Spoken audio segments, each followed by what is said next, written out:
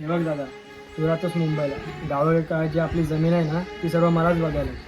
त्याच्यामुळे तू काय जमिनीचे काय वाटोविट आहे ना ते करून टाक, मग तू जा मुंबईला.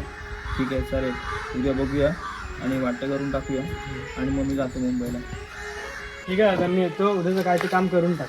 ठीक आहे चालेल. तुझं भाव मी काय जे बोललेत ना ते मी सगळं ऐकलं. तू माझा मित्र आहेस म्हणून मी तुला सांगतो. माझ्या ओळखीचा एक चांगला वकील आहे, आपण उद्याच काय ते जागेचं बघून टाकूया. हे बघ भावा, तू बोललास ना सगळं बरोबर आहे. भाव कोणाचा आहे? तुझ्या जमीन कोणाची आहे? तुमची भांडणं कोणाची आहे? तुमची मग तुझा काय संबंध आहे? तू सांगितलं तेवढं सगळं बरोबर आहे. आमची जागा आम्ही बघतो, तू ये. लक्षात ठेवा मित्रांनी, असे मित्र असतात जे भावांमध्ये भांडणं लावतात. म्हणून सांगतो, अशा मित्रांपासून लांब राहा किंवा अशा लोकांपासून लांब राहा.